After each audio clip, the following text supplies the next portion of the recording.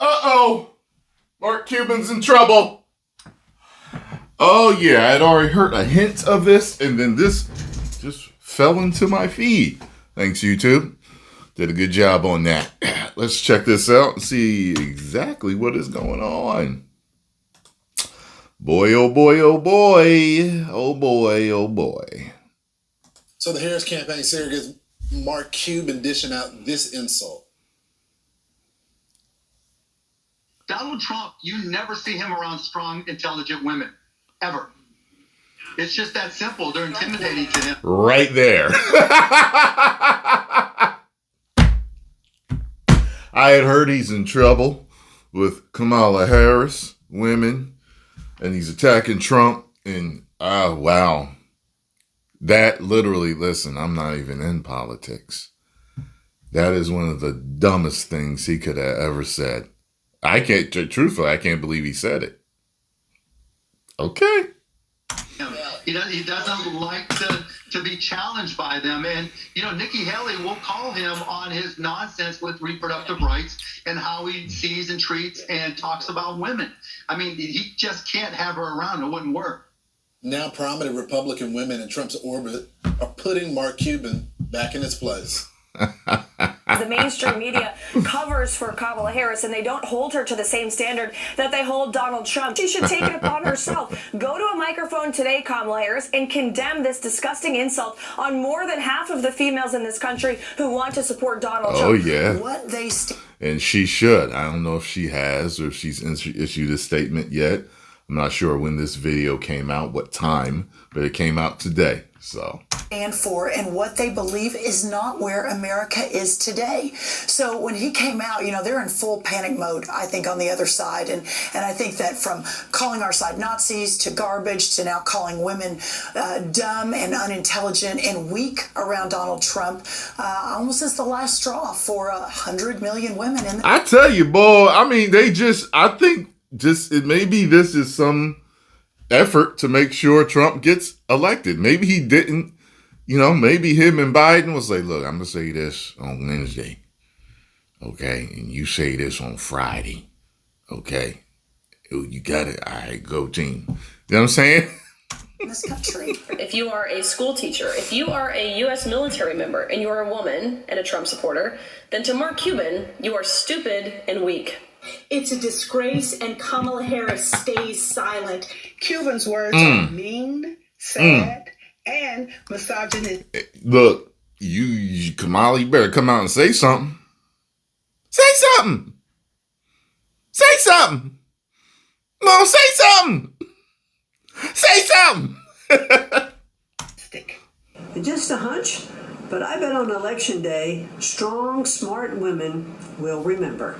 I'm proud to join the millions of smart, intelligent and millions of intelligent women who will stand with Donald Trump this Tuesday.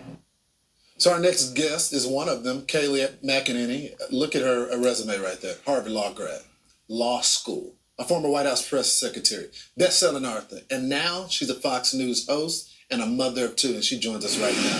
So that's just the resume. Oh, they're going to be getting him all day. They're going to get him all day. This is one of those things where I told you guys, sometimes I'm just like, there's smart people in certain positions. And I'm just like, I know they're not stupid because I've listened to them several times in other ways and different instances. I know they're not stupid. But smart people can say stupid things. But I also know that I call it political theater. Politics is theatrics, and there's fake this and set up that and lies here and lies there, mixed in with truths and good intentions and bad intentions. It's all over the place. But I'm just like, some of the stuff these people say, I'm like, you really meant to say that? Seriously? Like, some people that they have running for the country at times, running to run the country, I'm like, I know. Like, I've just got a strange hunch. I'm like, you give me their cabinet and advisors, and I feel like I could run the country better than them. That's bad. I'm supposed to think that you can run the country better than me. Like, for example, Donald Trump, like, I really think that he could run the country better than me. Okay? I really do. All right? He's the only one I'll speak on right now. But there are several people where I'm like, I think if I had your advisors, and I think if I had your cap, all that stuff, all the wealth of information that you have, the access to information and people, I think I could run the country better than several people that have ran and have been president, I think. Not many, but several. There's a few. Let's say a few that I've seen run and have become president. I'm like, I think I could. Because I'd be nothing about peace. I'd be nothing but peace and prosperity, taking care of the people, taking care of veterans, getting rid of diseases, making sure everybody had enough. You know what I mean? Like, that'd be me. You know what I'm saying? But I'm not a puppet also, so, yeah. But I don't know which ones are or aren't. They say they all are. I don't know. I really don't. You know, maybe Trump's not or never was. Maybe he's not controlled opposition. Maybe he never was because they're trying to take him out. You know, so I don't know the specifics, but some people, I'm just like, I could definitely do this job better than you. Kaylee, I think you're an accomplished woman. What did he mean by that? You know, that was very kind introduction there. I will say, I can't interpret his words. They were crazy. If he wants to test his theory that Donald Trump doesn't surround himself with intelligent and strong women, I'm happy to do that if he wants to have a Lincoln Douglas style debate about the issues of our time. I can test his hypothesis and I can prove his hypothesis wrong. But it's not about me. It's not about the other amazing, accomplished women who are on the cover of the New York Post.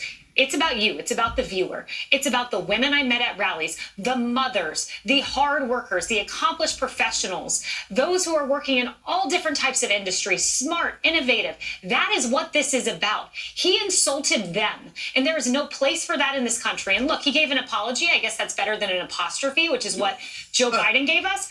But I have cause to question the apology when he doubled down on his statement. He said, ever, and then he said that is the truth, or he made some kind of intuition there, a double down, an underscore of his statement. There wasn't this aha moment after he said it. So real quickly, in the final stretch, I mean, you take these comments, I have to see his apology. The comments. I mean, all of them together. This can't be good for the final stretch, right? Not at all. Of course not. Look, voters are used to this. If you support conservatism, if you support Donald Trump. But it's kind of like the whole thing with the comedian. But see, Donald Trump and his party distanced themselves. Kamala hasn't said anything yet. So that's the big difference. And that's what will make a difference within some people's minds. I don't know if it's in all people's minds, but... If you are half of the country, you have been called deplorable, irredeemable, garbage, unintelligent. We can't find countries on a map if you watch CNN's Don Lemon. Like, that is what we have been told. People talk about get out the vote operation, and yes, that matters, going out knocking on doors. This might be the single biggest get out the vote operation. Thank you, Joe Biden and Mark Cuban. There's another controversy in the White House right now. The stenographer's office, they're upset about what's happening. These are career officials. They're not partisans. I got to be honest, I had never heard of this office before this, but they're pushing back on the White House changing the record. Yes. So I mentioned that apostrophe. The White House immediately pointed to a transcript because there was an apostrophe there. They said Joe Biden wasn't insulting supporters. And I immediately thought, okay, well, the transcript is created by career government officials. So not Karine Jean-Pierre. There's a stenographer who's in the room who takes notes and has a transcript. But the transcript is not meant to amplify your message. It's meant to verify the truth. I remember one time a reporter we thought shouted a really crass word at me. We went to the stenographer not to change a transcript, but to verify what was said. The White House changed the transcript, and you have career government officials saying we gave a transcript to the National Archives that is different from what... Listen, as soon as I heard about the transcript, I was like, look, y'all can change it to make it whatever you want. Like, you expect me to just believe it, to just flat out believe it. I heard how he said it in the context the tone, the inflection, everything that comes along with normal conversation. We heard how he said it, and we know what he meant. But the White House edited. This is a huge scandal. This is literally changing the truth, and every reporter should be very angry at this breach of trust. You know, I just think about if Donald Trump's administration were there, you were the press secretary, and this happened in your press shop, what would the response be?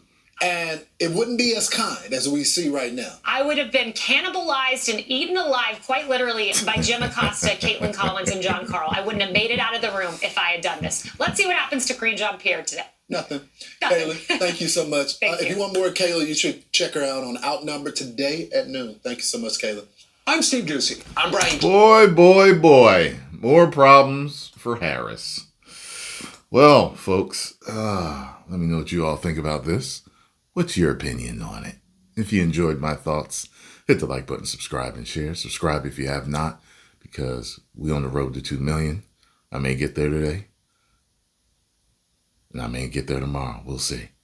But high chances I'm going to get there super fast. And we partying. 10 million subscribers. Woo!